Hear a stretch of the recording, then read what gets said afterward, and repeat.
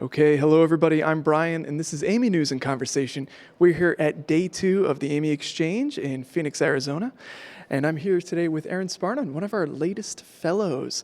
So I just wanted to ask you a little bit about, how your career started. But before we do that, why don't you just tell us who you are? Hey, I'm Erin Sparnon. I am a 22-year AAMI member. I have been coming to AAMI conferences for a good long time, and being an AAMI member and growing my network here has made such a big difference in my career. So when you're asking, how I got here, I started following people around like a duckling. I started, meeting folks at AAMI Exchange. Back then it wasn't the Exchange. I started growing my connections among manufacturers and folks in hospitals and folks in regulatory agencies. And over time just got brought into things. You meet one person, they ask you to join a standards committee, right? All right, for the record, for the folks watching, we did not pay Erin to say that. She just likes AAMI, which is great. We love, and you participate in a lot of our standards development groups, but you publish with us. I have a lot of columns written by you, which are always fantastic, by the way. Look up her author title because you're going to find some really good AI content, cybersecurity content. What else have you been writing about? Years ago, Pat Baird and I co-authored why aviation is not a good model for healthcare safety. So we cover a wide range. Now that's an interesting, I'm going to ask you about that because that is the one-to-one comparison I hear quite often. People go, oh, hey, it was done in aviation, and now we see that same kind of risk management, for instance. Yeah. Well, so why isn't it? The nice thing about airplanes is there's like maybe 5 of them, right? And all the parts are super standardized. And if you have Boeing's in the news, bad things can happen when things are wrong with that one model, but they have 5 models to take care of. Yeah. In a hospital system, you might have, thousands, easily different pieces of things that it's your responsibility to know how to deal with it, right?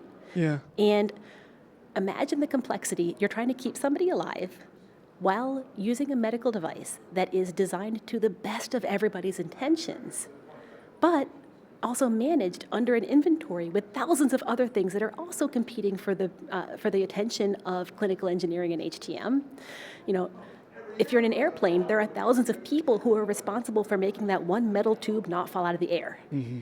When you're in healthcare, there are thousands of people dealing with thousands of things at all times. It's a bandwidth difference, a very big bandwidth difference. Food's bad either way. Yeah. Oh, that's fascinating.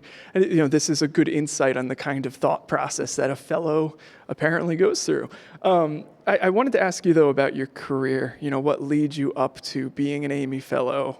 You mentioned you were involved in AAMI for a long time. How did you get started in the healthcare industry? Yeah, so I started in a hiring bust back in 2002, started doing medical equipment safety testing. Quickly got involved in infusion pump safety because that was the hot thing in the early aughts, new pumps with new drug libraries, right? Then we started making them wireless. Oh, we had to learn about cybersecurity. Then we started pulling data between pump servers and electronic health records. So we had to learn about health IT errors. We had to, the intersection of medication error and healthcare error and IT problems taught us a whole lot about the things that can go wrong in healthcare. So on the infusion pump safety journey, I got pulled into an AAMI safety committee. We had the AAMI Infusion Steering Committee years and years ago. We got together for the express purpose of bringing industry, hospital folk, regulatory people all together to help make guidelines on safer, smarter infusion technology. There were some good white papers, some great materials that came out of that. Through that, I got involved in the Infusion Devices Committee, because as time goes on, join more standards committee, that got me into medical device integration because we're tying infusion pumps to other devices, right? Joined integrating the healthcare enterprise, wrote some data standards with them. Over time, again, later got brought into AAMI Standards Committee, had been on several standards groups. Why not join the Standards Oversight Committee, right? Yeah. Later on, had been writing for AAMI for years, with other colleagues, by myself, got pulled into AAMI editorial board. Why not? We just met. Right? Yeah, we just had an editorial board meeting today talking about some of the hot topics that you're mentioning right now. Oh, that's fantastic. And so for those who might be new to AAMI and new to this kind of career and profession, how do you leverage an association like this or even a conference like this? What do you do here to make the best of your time? Go make friends. So Find people who are doing interesting things.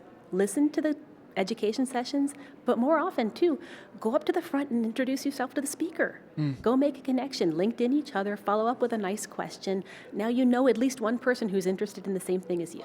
Have you had any collaborative work that's spun out of an AAMI conference? So lots of articles, lots of presentations, lots of, oh, hey, I'm working on this project for my hospital. Can we chat? A lot of, oh, I see you're working over there. Did you know about this? Yeah. People give you information. So the longer you stay at these types of conferences, it's a nice, wonderfully small community in the sense that you'll probably know half the people on the exhibit floor within 5 years. Oh, for sure. Are there any other associations that you work with you want to give us a shout out to, or even other conferences? I know I've seen you at HIMSS conferences, for instance. Yeah, Great resource. It is, and HIMSS also has a bunch of local chapters that are really active. So if a 40,000 person conference seems a little bit daunting, go to your local HIMSS. There's only a few hundred people there, and it's great. That was the biggest conference I'd ever been to, I will say. And I'm really active with American College of Clinical Engineering. They're having a reception later today. Oh, great. It's, again, it's a smaller group, really active, very small community, and people stay in touch over time really well. Yeah, I think that's a good representation of the kind of folks that we see as AAMI Fellows, just like yourself. You're sure go-getters, thought leaders, but you're also networkers. Oh, yeah. You're these people that are bringing other ideas, other thought leaders together into the same room so that we could produce something pretty cool. The whole community will benefit from. Are you working on anything coming soon? So I'm on the hook for an article that's due in about a month. So I look forward to that one. I'm probably going to have to edit it. It'll be fantastic. What is it on? guess definitely artificial intelligence. Oh, for sure. No, fantastic. Well, Erin, I think you gave us a good insight on what is an AAMI Fellow. Congratulations on your fellowship. I think you're a deserving member of that class, and I hope you enjoy the rest of the conference. You want to say anything else before we go? No, thanks so much for the opportunity. All right.